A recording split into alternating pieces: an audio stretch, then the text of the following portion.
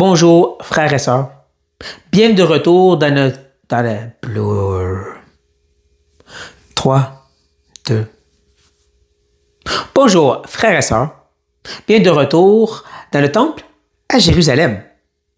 Oui, où est-ce qu'on a vu que Jésus, qui avait chassé les vendeurs avec un corde de fouet, fouet de corde, que le lendemain, les chefs religieux sont venus le voir pour lui demander d'où venait cette autorité, qui donne le droit d'agir ainsi et même d'enseigner. Et comme j'ai mentionné la dernière fois, c'était pas mal la question. Ils avaient la responsabilité de s'assurer que ceux qui enseignaient, c'était vraiment envoyé de Dieu. Ça rend son message. Le problème, c'est qu'ils ne voulaient pas vraiment savoir la réponse. Jésus le savait. Et c'est pour ça qu'il n'a pas répondu directement, mais il a posé une question pour les faire réfléchir. Il leur a demandé le baptême de Jean. Est-ce que ça venait de Dieu ou des hommes? Parce que le baptême en soi, c'était pas juste d'aller dans l'eau, c'était un appel au peuple de reconnaître qu'ils étaient pécheurs, pas en règle avec Dieu, et qu'ils devaient se repentir et se mettre en règle pour l'arrivée du Messie. Et bien sûr, les chefs religieux ne reconnaissaient pas ça. Ils avaient peur de dire la vérité, qu'ils ne croyaient pas que ça venait de Dieu mais des hommes. Parce qu'en disant ceci, eh bien sûr, le peuple va être fâché. Mais de l'autre côté, de dire que ça venait de Dieu, il faut y croire donc. Parce que tout ceci pointerait vers Jésus. C'est là que Jean-Baptiste pointait. Tu reconnais son autorité, tu reconnais qu'il pointait vers celle de Jésus. Tout ça, eux ne voulaient pas l'avouer. Mais Jésus, il ne reste pas là, lui. Et il va ajouter donc des paraboles pour essayer de tirer sur les fils de leur cœur, pour pouvoir les percer par la vérité. Il présente une simple parabole de 2 fils, dont un dit « Je ne veux pas t'obéir, papa », mais il se repent, il le fait. L'autre, qui paraît très bien, dit « Oui, papa, je vais t'obéir », puis il ne le fait pas. Et comme j'avais dit, ça nous ferait penser un peu à la parabole du fils prodigue, qui est totalement désobéissant et qui se repent. Pourtant, le fils aîné, qui semblait le bon fils, quand son père lui a dit « Rentre avec moi pour célébrer », il s'est rebellé. Donc ça paraissait bien, mais il n'était pas bien avec son père. Qui était la même chose pour les chefs religieux. Et c'est un peu ça que Jésus a cherché à faire, les faire réfléchir. Leur dire, vous ne réalisez pas que vous faites devancer dans le royaume de Dieu par des pécheurs, parce qu'ils se repentent eux. Parce qu'ils réalisent qu'ils ne sont pas en règle avec Dieu, comparé à vous. Et là, il faut vraiment leur montrer ça, leur exposer le cœur pécheur, avec une deuxième parabole qu'on regarde dans cette vidéo. Une parabole qui est, je dirais, saturée de l'Ancien Testament. C'est quand on dit que Jésus, c'est la parole faite chair, c'est pas juste une expression. C'est pas juste un cliché. C'est la réalité que Jésus, tout ce qu'il a dit et fait, était prophétisé, venait de l'Ancien. Il transpire la parole de Dieu ou l'Ancien Testament. Et on va le voir justement dans cette parabole. Plusieurs citations directes ou au moins des efforts pour pointer vers l'Ancien Testament. Et tout ça, comme je dis, pour piquer au cœur de ces chefs religieux. Nous regardons la parabole maintenant, qui dit « Écoutez une autre parabole. Il y avait un homme, maître de maison, qui plantait une vigne. Il l'entourait d'une haie, il creusait un pressoir, et bâtit une tour. Puis, il l'enfermait à des vignerons et quittait le pays. » Déjà qu'on peut lire « Écoutez une autre histoire », c'est Jésus qui dit ça. Qui dit « Je veux ajouter une autre parabole pour vous. Écoutez. » Le maître de la maison, on l'a déjà vu au chapitre 20. Ça représente Dieu. Ça commence à être assez évident maintenant. Et cette idée que le maître de la maison, qui a une vigne, qui entoure d'une haie, creuse un pressoir et bâtit une tour, ça vient directement de Isaïe. Isaïe est le chapitre 5. Où est-ce qu'on peut lire ceci? « Je chanterai à mon bien-aimé le cantique de mon bien-aimé sur sa vigne. Mon bien-aimé avait une vigne sur un coteau fertile. Il a remué le sol, ôté les pierres, il mit un plan délicieux. Il bâtit une tour au milieu. Il creusait aussi une cuve. Puis il espérait qu'elle produirait de bons raisins. Mais elle a produit de mauvais. Maintenant donc, habitants de Jérusalem et hommes de Juda, soyez juges entre moi et ma vigne. Je crois que vous voyez le lien ici avec ce que Jésus dit, qu'est-ce que le maître de maison a fait et qu'est-ce que l'Éternel dit à Israël. C'était lui le maître vigneron qui avait tout préparé, tout établi pour que Israël, son peuple, puisse fructifier, porter du fruit à sa gloire. Tristement, ils n'ont pas fait ça. C'est ça le reste de Isaïe 5. Ils ne l'ont pas fait. Ils ont été désobéissants et là, ils vont être déracinés. Donc, ce message-là pointe vers là. Vers un Israël désobéissant et qui allait subir les conséquences. Déjà, ça devrait activer les petites neurones à les chefs religieux qui connaissaient l'Ancien. Mais comme on va voir, ils sont encore un peu voilés présentement. Donc, tout est établi. Le maître quitte le pays, il leur donne un temps pour bien travailler. Et voici ce qui se passe. Lorsque le temps de la récolte fut arrivé, il envoya ses serviteurs vers les vignerons pour recevoir le produit de sa vigne. Les vignerons, s'étant saisis de ses serviteurs, battirent l'un, tuèrent l'autre et lapidèrent le troisième. Il envoya encore d'autres serviteurs, un plus grand nombre que le premier. Et les vignerons les traitèrent de la même manière. Enfin, il envoya vers eux son fils, disant, « Ils auront du respect pour mon fils. » Quand vous lisez ceci, vous pensez tout de suite à l'histoire d'Israël, parce que c'est ça que la première partie faisait, elle nous ramenait là.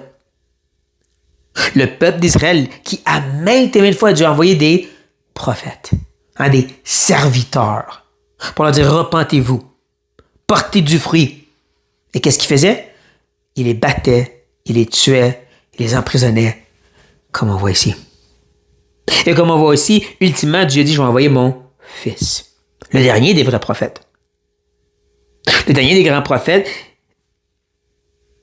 s'attendait qu'ils vont respecter ce fils.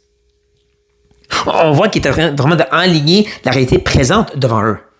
Il leur rappelle le passé d'Israël, puis il leur dit, voici la réalité, le fils est devant vous. Pour les sermons d'autorité, comme on voit dans Jean, à maintes et maintes fois, c'est qu'il est le Fils de Dieu. Est-ce que ça va marcher? L'envoi du Fils? Soit vous savez la suite de cette parabole. Mais quand les vignerons virent le Fils, ils dirent entre eux, voici, l'héritier, venez, tuons-le et emporrons-nous de son héritage. Et ils se saisirent de lui, le jetèrent hors de la vigne et le tuèrent. Maintenant, lorsque le maître de la vigne viendra, que fera-t-il à ces vignerons? Ne manquez pas comment Jésus met dans la bouche et la pensée de ces vignerons l'idée qu'on sait c'est le Fils et qu'on veut le tuer pour prendre sa place. C'est tentant de croire que les chefs religieux ne savaient pas, ne comprenaient pas. Mais en réalité, quand tu lis les évangiles, tu vois qu'ils ont compris et ils s'obstinaient à cause de cela. Comme j'ai dit dans Jean, à maintes et maintes fois, Jésus dit clairement qu'il est le Fils de Dieu et eux s'objectent. Mais pire encore, c'est que, on va le voir dans quelques vidéos, il y a un point que Jésus va donner les 7 malédictions. Il prononce 7 paroles de malédiction contre les chefs religieux, scribes et les pharisiens. Puis qu'il dit que, entre autres, c'est qu'il savait à propos de la porte étroite, non seulement ils ne voulaient pas rentrer, mais empêcher les autres de rentrer. C'est exactement ce qu'ils font. Donc, il y a un sens, ils n'ont peut-être pas tout compris, mais ils savent très bien qui est Jésus, le message qu'il apporte, et ils veulent l'empêcher. Parce qu'ils veulent garder la puissance, le contrôle qu'ils ont sur Israël. Ce que Jésus dit ici, c'est très vrai. Comme je dis, une bonne lecture des évangiles nous montre cela. Comme le fait qu'ils vont justement le saisir, le jeter hors de la vigne, hors de la ville, pour le crucifier à l'extérieur. Jésus leur dit des vérités qu'ils ne semblent pas reconnaître. Parce qu'elle leur demande qu'est-ce qu'on devrait faire à ces vignerons qui pointe vers vous? Voici leur réponse. Ils lui répondirent, il fera périr misérablement ces misérables, et il affermera la vigne à d'autres vignerons qui lui donneront le produit au temps de la récolte. Les chefs religieux pensent qu'on ait la bonne réponse. Sauf que, encore une fois, comme avec la première parabole, cette réponse les attaque directement. C'est ce que Jésus va faire très rapidement, parce qu'il vient de dire ce que ces vignerons, qui les représentaient, devraient être misérablement maltraités, tués. Et en plus, il parle de remettre la vigne à un autre vigneron. Oh, prenez note de ça. Mettez-la à votre poche. Parce que sans s'en rendre compte, ils prophétisent contre eux-mêmes. Donc, il donne la réponse que Jésus voulait entendre. Et donc, Jésus se tourne de bord et dit, n'avez-vous jamais lu dans les Écritures, la pierre qu'on rejetait, ce qui baptisait, est devenue la principale de l'angle. C'est du Seigneur que cela est venu, et c'est un prodige à nos yeux. J'aime que Jésus maintenant va aller directement aux Écritures. Tantôt, c'était voilé. Une vigne, parabole, peut-être oublié que c'est dans Isaïe. Mais là, il dit carrément les Écritures. Il cite le psaume 118, versets 22 et 23, qui dit exactement ceci. Ce qui est frappant et fascinant, c'est que tout de suite après le verset 22 et 23, on peut lire ceci. C'est ici la journée que l'Éternel a faite, qu'elle soit pour nous un sujet d'allégresse et de joie. Ô Éternel, accorde le salut. Hosanna, en passant.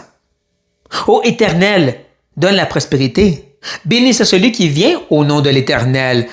Nous vous bénissons de la maison de l'Éternel.